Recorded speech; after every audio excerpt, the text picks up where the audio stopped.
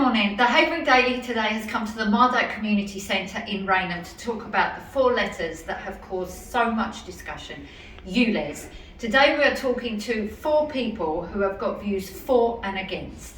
Okay, good morning. And we've got different members of the community here to talk about the ULEZ expansion. As we know, it's controversial, it's emotive, it's bringing all sorts of problems. So we're going to head straight over. If you'd like to introduce yourself. My name's Johan van Eystien, and I'm an engine test engineer. So, and I feel quite strongly about certain things about ULEZ coming in and what the facts are and what they are. Yeah, it's very emotive subject, isn't it? It's really getting a lot out of people. My name is Ed Gregory. I started a campaign, Stop ULEZ Expansion, quite simply because the facts aren't there, and it's based on a consultation. The consultation says, well, around 68% said no, and yet the Mayor decided to still go ahead. And it's his decision and no one else's decision. And that's why I'm here. Hello, I'm Rosina Purnell, and I'm representing Havering Friends of the Earth, who have actually done quite a lot of work on air pollution for the last 5 or 6 years. Hello, I'm Ruth Kettle-Frisbee, and I'm a member of Romford Quakers and Havering Climate Coalition, and also Mums for Lungs. So we've got a balanced side, because obviously this, as we've said, this is an emotive topic. We've got people that don't want the ULEZ expansion, we've got people that do want the ULEZ expansion. It's worth pointing out that the people that don't want the ULEZ expansion, the reason for it is quite vast, isn't it? It's not because people don't want clean air. No one is saying that, but the reasons behind it are vast. So if you tell us the reasons, what your objections are to this ULEZ expansion. Well, I think we've been lied to, because the figures don't mount up, and if you go on the internet and you want to try and find out if your car's compliant or your engine's compliant, there's no, everything was decided for us. There was no vote as such. It's just been forced upon us, and that's what I don't like, rather than the actual expansion itself. Yeah, and it's also worth noting that so many people, as we've stated, Ed, and this is something that I know you are aware of, it's worth noting that Ed actually trained as a barrister, so he's not just someone speaking hot air here. I studied. Yeah, studies as a barrister. Yeah. The life-changing impacts is going to be made on people, and the fact is that the bottom line is it is actually being forced, as you just rightly said, and it's not really been given much time to allow people that will have to perhaps get into debt or will have to change their vehicle to find a way around this. Well, on the site I started with Crowd Justice, there was 3 facts. What the Mayor has failed to do, he's failed to go with the consultation. He puts out a consultation of have your say. Have your say, about 48,000 people replied to it. 41,000 actual people. About 28,000, just over, said no. The issue is it's not just when people say no. Obviously, you have to give them the information. There's actually 3.5 million Londoners who's going to be affected by this. So the problem is the consultation is not wide enough or not far-reaching enough. It didn't make it, I don't think, make people aware of the issues. The second issue, the second point we put on the site, is that we're in a cost of living crisis. You can't get away from that. The IMF said, recent figures I was reading in the Financial Times, that we're not going to be out of this till 2028, which means we're not going to be actually out of this. When I say out of this, we will not be the way we were before COVID till 2028. The last thing we need is for people on low incomes is to have a further tax added to their income. Well, actually their income is going to reduce.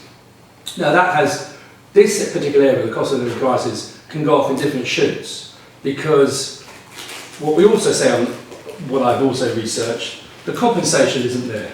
So if the Mayor and TfL want us to have a newer car, the compensation isn't there to get a newer car. Now, I know of a particular claim I'm supporting against TfL, where TfL are being sued for £1,800, which is the cost of converting this particular Mercedes to a ULEZ compliant car.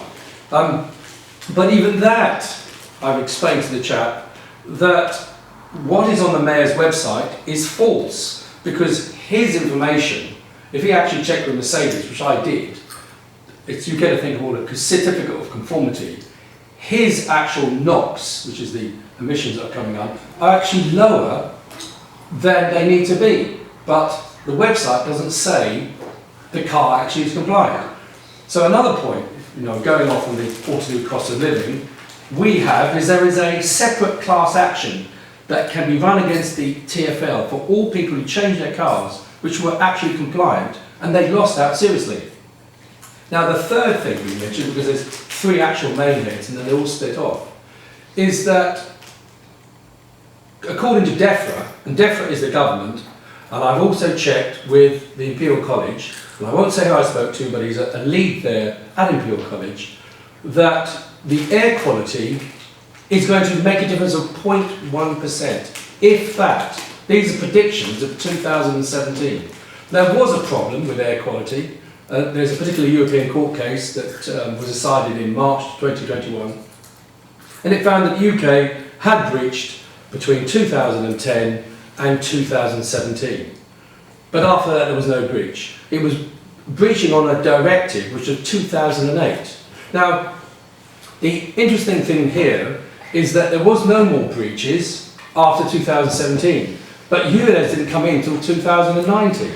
So it hasn't made a difference. And that's the point. The point is that when you actually, the research says that ULEZ on its own is going to make no difference whatsoever. And especially in Greater London, because something I have with the Met Office, and I've been speaking with them, that because of the amount of air, or the movement of air outside London, and cars naturally depleting, as in older cars depleting as in their, how can you put it, their, if you want to call it to using the Mayor's language, pollution or pollutant, these cars are being killed off naturally. So this idea that ULEZ is going to make a difference, it doesn't make a difference. All it's going to do is create a real problem for people on low income. There is no solution for them unless they're actually the Mayor's office is sued.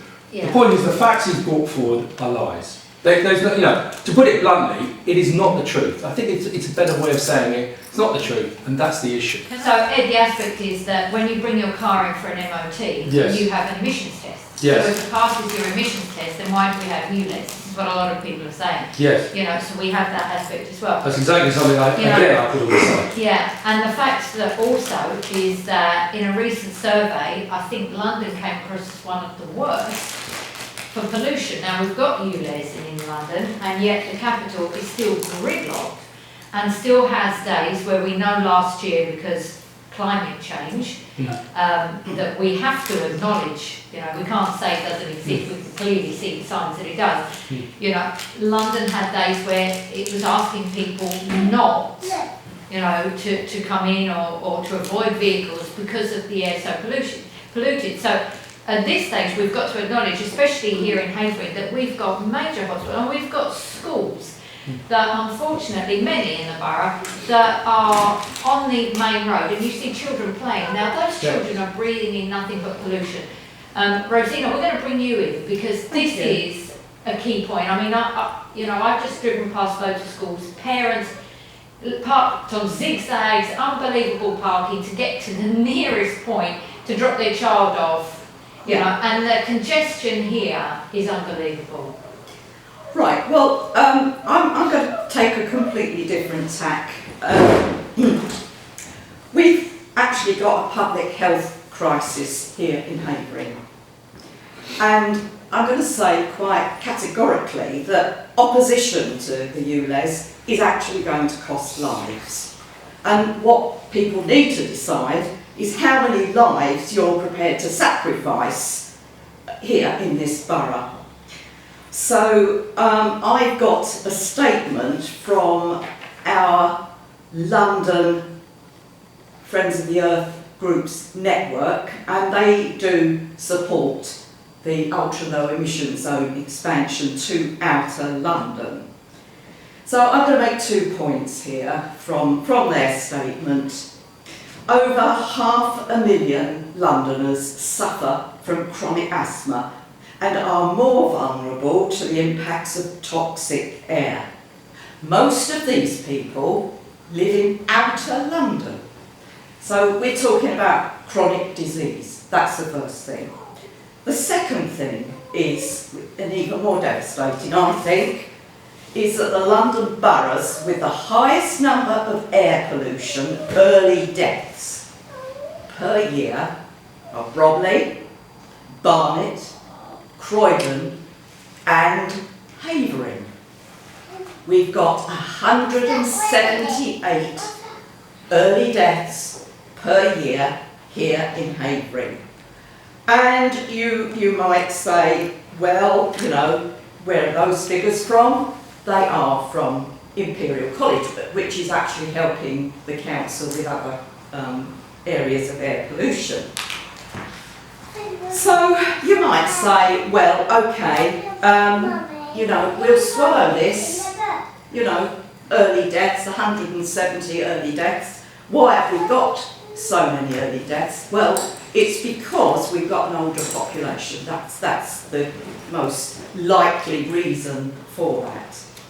But, as Francesca has said earlier on, I want to talk about children, because children get damaged lungs that are irreparable as they are developing. And you might say that Havering is a, you know, green and pleasant borough. It is. There's lots of green land, there's lots of open space. But our main roads and the land that is adjacent to them are very, very highly polluted indeed. So we have got young children with developing lungs who are going to schools and spending all day long breathing in the most toxic air. Let's talk about the Morley Foundation School in Morley Road. Lots of standing traffic there all the time. Let's think about Gideon Park Primary School. That literally backs onto Absolutely, backs onto Main Road, which is very heavily congested. Let's look at Crowlands, let's look at St Mary's School in Hornchurch Road. Yeah. But let's focus on Upminster, because we've got Upminster Junior and Infant School and St Joseph's Catholic School that are focused and entrenched on that junction. It's a very busy junction, It's isn't a it? very, Yeah. very busy junction. So, I think, and Friends of the Earth also, think that our council actually isn't broadcasting the public health message. We haven't had a statement from the Director of Public Health. I don't know if he's being gagged or, you know, I don't know what's happening. But the public health issue has got to be absolutely paramount, because as far as we're concerned, in Havering, the ULEZ expansion is about saving lives, and lives of children like this who are growing up in very, very toxic environments. And these are vital points here, isn't it? Because you both live in Havering, you're aware of the schools, you drive past schools. How many times do we drive past schools and we see children, bless them, out in the playground playing, and these cars gridlocked, and those children, you know, are completely unaware of the fact that what they're breathing in. So if we can make their lives better, or give them a life, ultimately, you know, instead of taking it away, why are we not then supporting ULEZ? I have 7 children. The smallest, the youngest is 19 months, the oldest 16 years. 4 boys, 3 girls. I do believe in looking after my children. But if there was as polluting as is being said, the whole point of this argument is Transport for London and Mayor Khan have decided on their own facts to do something about what they see as a problem. But the governments do not see it as a problem. The European Union does not see it as a problem. The European Court does not see it as a problem. Imperial College, their own report for the mayor, the difference between 2016 to 2020, a ban, has actually shown that there is no actual rules being breached. There is no laws being broken at present. It's the air has changed since 2017. If you read, now I haven't got the name of it, but I've actually read it thoroughly, it actually says that the Transport for London want to go further. It's not because the governments want to go further. So whatever people say, like you were saying, oh, it's polluting. Well, I think the only way you can test something is to actually test that area. So if you say that Giddy Park Primary School or Giddy Park Meaning on to Borough, why don't Friends of the Earth have an independent survey and check the air pollution? Check the air pollution in all these different areas you say are being polluted. And then you've got a fantastic case to say, well, ULEZ needs to be brought in. Actually, you should be lobbying the government to actually change the MOT and say that the MOT is not going far enough because it is actually, we are passing cars that are still polluting. Yeah, obviously, about the MOTs. The MOTs are done not under load. If you look at America, California Air Research Board and the EPA, the way that they test the vehicles there, the vehicles are being driven by owners and then taken off the road and independently tested on rollers while under load, not in a garage with no load on them. So the figures that we're getting from the MOT stations, the only one that they're testing properly is smoke, particulates. The carbon dioxide and the NOx aren't tested properly because the engines aren't under load. So again, you know, that's the whole test regime is wrong. See, and there's another issue as well. It says on the website that, or for the mayor, this is that you have 0.08 grams of NOx per kilometre. I've actually had to put a FOI in and actually had to report them to the ICO because they're refusing to answer. Is this an urban cycle? Is this on a motorway cycle? Or is it a combination of both? Now, the point is people need to know. So even the Mayor's Office or Transport for London have thrown out some figures that they say fit, but they're making everything. The whole point of this is that it's to raise money. Yes, I see there is a point. I can understand why it was brought in. But the point is even Imperial College's, no, it wasn't Imperial College, it was the Jacobs report in 2017 actually made a forecast for the mayor, said it's going to, if they bring in ULEZ, it's going to make a 0.1% difference on lowering emissions. yeah. Now, I'm sorry, that doesn't equate. It doesn't equate for the cost that it's cost people. And yes, you say about saving lives. Of course, you want to save lives. It's one of those things. Well, no, because you see, I believe your figures. I believe your figures. Can I just? Let me finish more. The point is, you know, I've had to ask the mayor officers as well. They've got on their website how many deaths. So I said, these deaths, are they per week, per month, per year? And you say they are contributed. Now, unfortunately, anything could contribute. You know, I could have something, I could walk across the road, I could trip, my fall will contribute to my death because there was something else wrong with me. The point is, it's easy to say, like you just said, oh, it's 78 people, 178 people are going to die earlier because of this. Well, what I'd like to see these actual figures from Imperial College actually saying that we've tested these areas where these people lived, and we can actually say that that is what is causing the problem. Unless you say that, there's no point spouting figures. I'm quoting figures from Imperial College that are being used by the London network of a national organisation, Friends of the Earth. And I don't doubt that. You're disputing. No, well, the odd thing is that Imperial College seem to be doing two things here. on one side they are showing these figures, and on the other side they're actually showing that figures aren't making a difference, and ULEZ have made a difference. Yes. And actually, the amount of air pollution, there is no air pollution. Therefore, if you go on the site, you can have a live site, you can actually see it is completely green in Greater London. There is no issue of air pollution. So these air pollution areas that you say exist, Can I come in? I think it's important to have them tested. Because if they do exist, have them tested. I agree. Oh, do you want to? Yes. From an engineer's point of view, if you take a Euro 5 diesel and a Euro 6 diesel, the Euro 6 diesel has now got what they call a DPF filter, a diesel particulate filter. It's a filter. It doesn't get rid of the particulates. It's just as dirty, if not more dirty, than a Euro 5.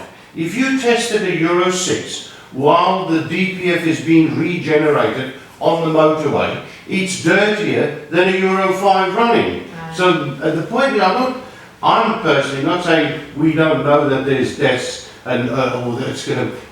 The facts of the matter of the vehicles is the problem, not the amount of deaths or the deaths. Bringing in ULEZ and bringing in what they say is a cleaner vehicle, for example in diesel, is not true. Yeah. It's the manufacturers are lying, and Yeah, see, this is the they're problem. just moving the particulates and the gases around. If I just bring Ruth in here, because, Ed, I'm not That's sure Ruth needs to say saying, something. She needs yeah, to, I'm not sure saying that it's green round here is actually the case, because we've all driven past, especially in the summer, and the smell of pollution, whatever smell pollution has, the carbon monoxide in the air, is rife, isn't it, Ruth? It really is. Well, yeah, I'm in those groups I said I was from, but I'm also a mum of 2 young children, the eldest of whom is disabled. So I push her in a wheelchair, and for shorter distances, my youngest walks, or she uses her balance bike, or for longer distances I push her in the pushchair. And I'm anxiously aware, I'm conscious the whole time how much closer she is to the exhaust pipes than I am, because I'm higher up. And so, yeah, I worry about the air pollution that I know that is affecting her as a child more than me.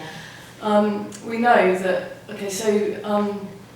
children breathe quicker than adults, and so they take in more of the air pollution.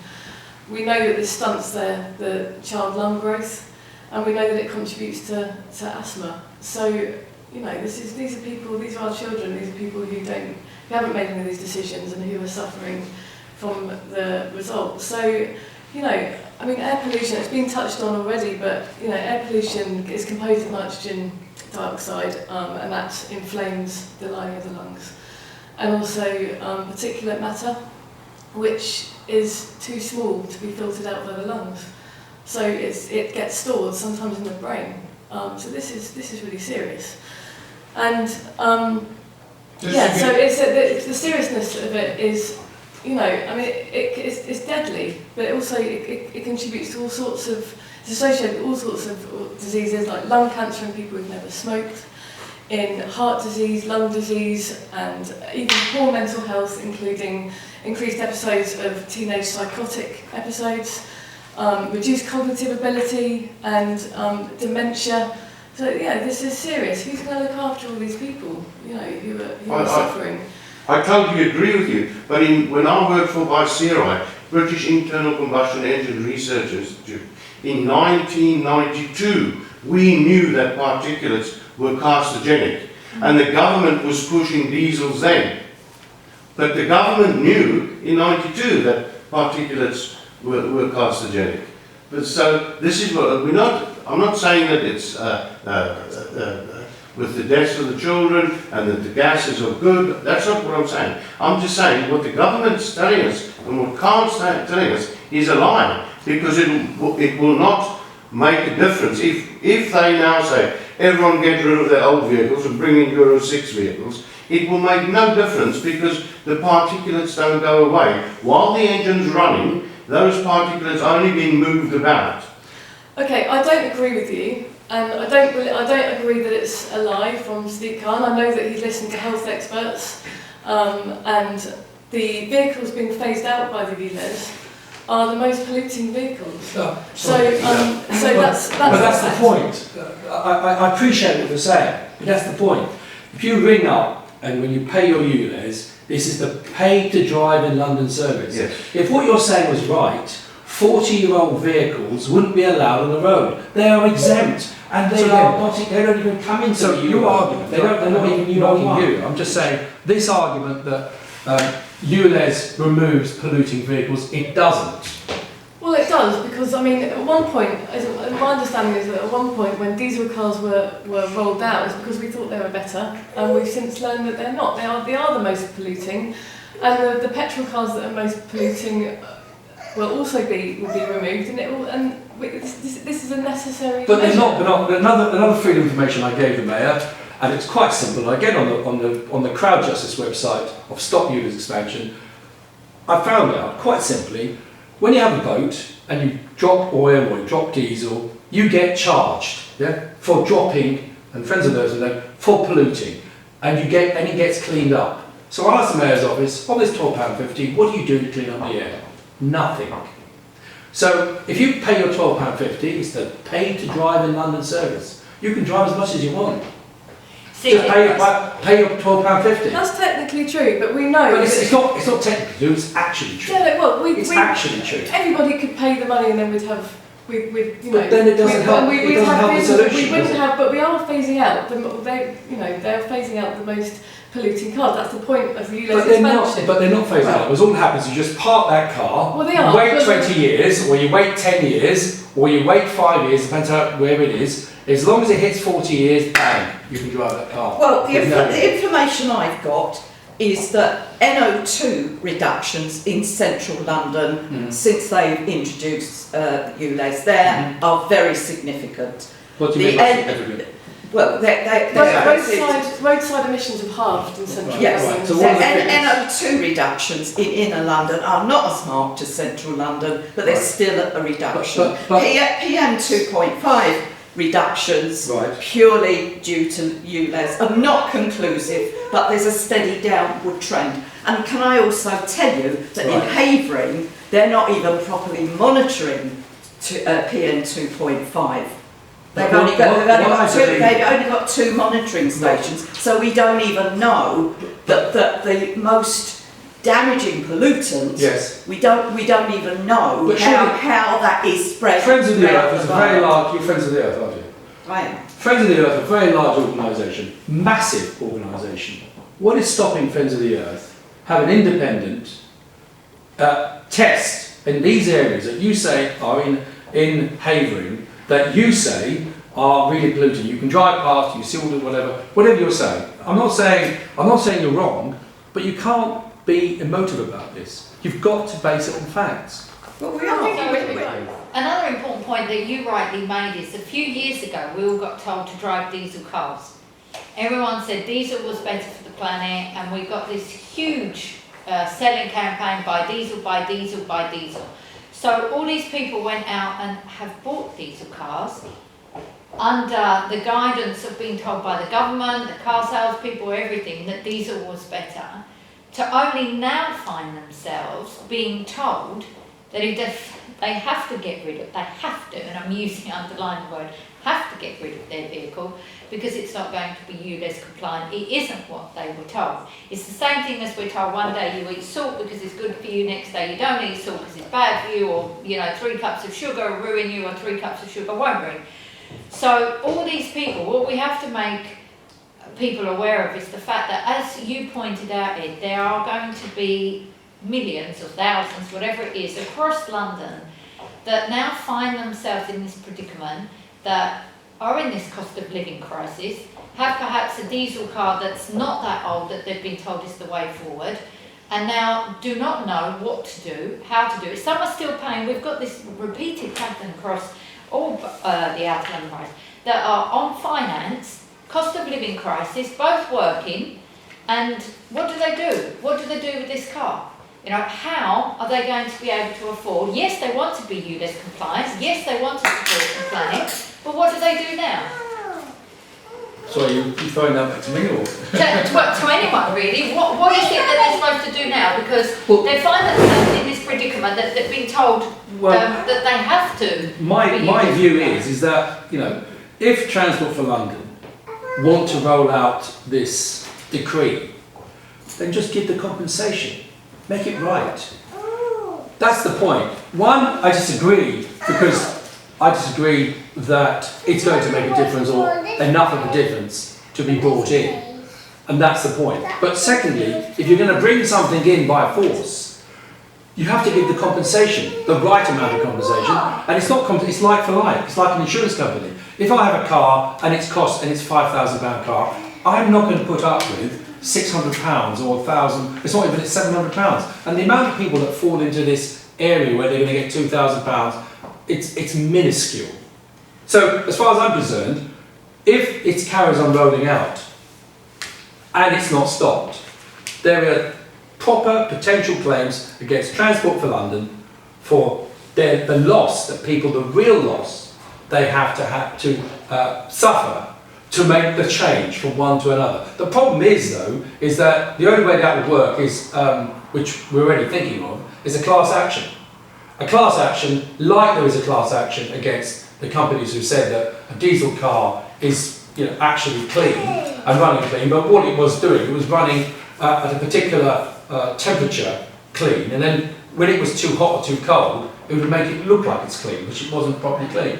And now there are these class actions against, I think, VW and Mercedes regarding these issues. So it has to be a class action then against TfL. So this is really to bring this to a close.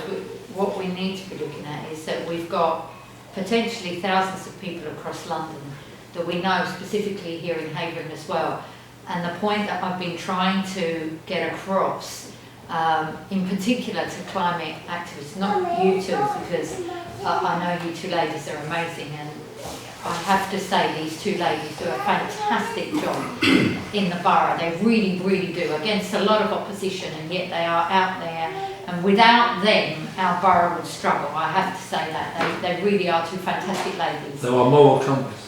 No, they really are, both of them, be it for Havering Friends of the Earth. I've been with Rosina out on different events, and they do a fantastic job. Ruth, Mums for Lungs, you know, I witness Ruth walking daily with her pushchair out there campaigning, doing, so they really are amazing ladies, stalwarts for this borough. But there are these people across Havering, across all these outer London boroughs that now do not know what to do. This is the problem, that are literally crying. And I've spoken to people who are crying because they do not know if they're going to go back on universal credit, they're going to lose businesses, they're going to lose jobs. These are heartbreaking decisions, you know, that I've tried to express to people. Had some very, very negative responses from people that are just not prepared to put themselves in their shoes. But, on the other hand, the point that these ladies are making needs to desperately be addressed.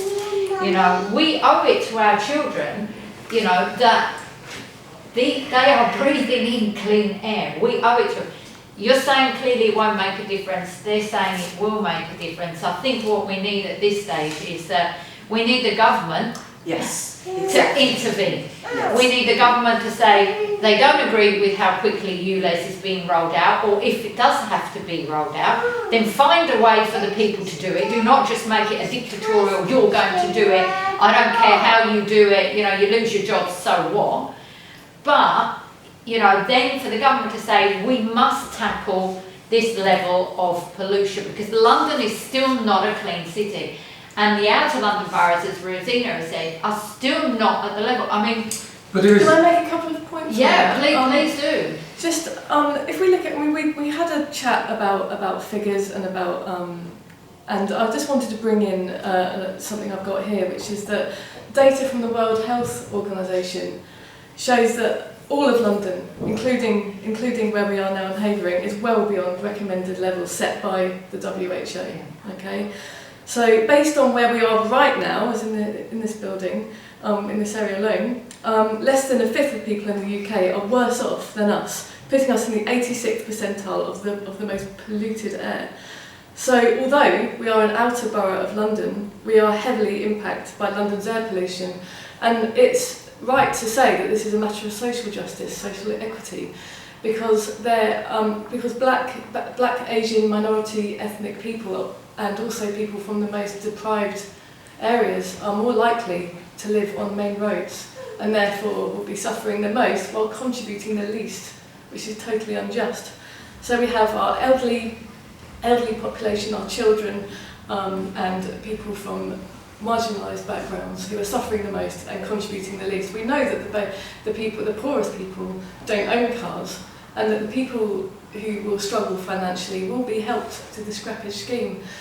At the same time, I don't want to say what you're talking is rubbish, your feelings are rubbish, and everything you said is rubbish. I don't want to say that, because we rely heavily on our car, you know, and Havering is set up for car use and not the infrastructure. I use public transport all the time, and it's not great. Yeah, see, I try. this No, is I do another key understand. point. Try- This is try another key shopping point, isn't it, that on people public have transport. brought up here, is the fact that the infrastructure in this borough is not in London. You know, you can virtually walk from one tube station to another, buses are everywhere, you know, and we don't have that. We're here today in Raynham, some parts of Raynham are just not accessible. I mean, if you worked from Raynham and you had to get to Harold Hill, how are you going to do that? You know, we're going to wrap it up now because I'm conscious of the time, but you know, there are points that have been brought up here that have all got to be addressed. Yes. Can I just say that if the government had a plan, a properly worked out plan, That's what we were Then- saying, yeah. you know, then we would be looking at, you know, not just being the responsibility of the Mayor of London. Yes. We would look at it conforming to an overall Yeah. whole country plan, Yeah. and that is what we need, and that is what we haven't got. Ministry of So- Transport to test the car. You know, at the end of the day, it doesn't make any sense. If these are as polluting cars as you say they are, then they should be tested for it, and it shouldn't pass a test. Simple as that. Yeah. You can't have, it's double standards. The government is saying your car is clean enough to drive, Yeah, but it's- and yet the mayor is saying it isn't. Yeah, and also you've got the manufacturers, they'll sit with their bean counters and they'll say, okay, to sell this car in America, it has to be X compliant.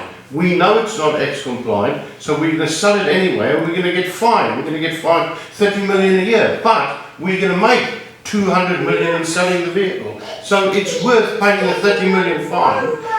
If you look at an engine manufacturer like Cummins, diesel, in America, their average fine is over 200 million a year. Wow. And that's an American company, because they can't just stop building the diesel engines and stop the transport, so what they're carrying on and paying the fine. And, you know, from the EPA and from California Research Board. See, this is where we need to go forward. As Rosina rightly said, we must have some kind of government structure. We do need it. And the fact that we've got schemes like ULEZ coming in, and as brutally as it's coming in for people, shows that we're lacking this government. If we had a proper government, as you rightly said, proper government scheme put into place, then everything would roll in easier. And a proper scrappage scheme. Proper scrappage scheme, so people would, because another key Yeah, but point- they want you to scrap a car which is not compliant and then buy an electric car which is being powered by a coal-fired power station. So Yeah. you know, So this is it. It's another elephant in the room. Yeah, see, this is it. We're going round in circles, really, aren't we? And we're not winning. But the bottom line is, you know, we've got people that are going to be facing life-changing decisions, you know, that cannot go forward. So with you gentlemen, you know, maybe they've got some way of going forward. But yet we must address this importance. You know, we saw last week, actually, on the map for Havering, that the air quality for Romford was flagged up. I actually saw it. It was actually flagged up as a vital hotspot. Now, we're not in peak summer, you know, we're still in the last month of winter, and that was flagging up as poor air.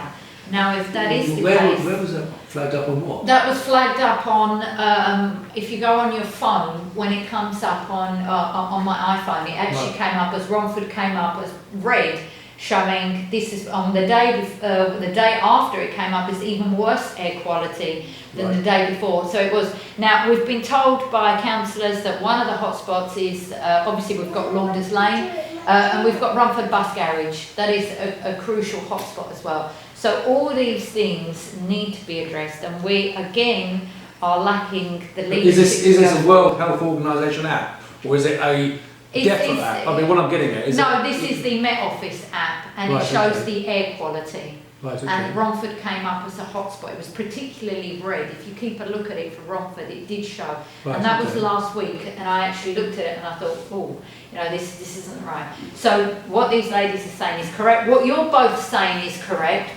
The point here on diesels, the 2005, 2006, these are key points as well that need to be looked at. So someone needs to be addressing this, and that someone ultimately is the government. And once again, you know, we're all here because they're failing to do that. So I'd like to thank you all for bringing some amazing points forward, some crucial points forward. Thank you very much. Thank you for all the work that you're doing, all of you, across Havering, from saving people, and for both of you, saving people for the ULEZ and ladies for the incredible work that you do here. You know, I'm proud to stand with you sometimes, as we have done, and support you for everything that you do. Thank you very much.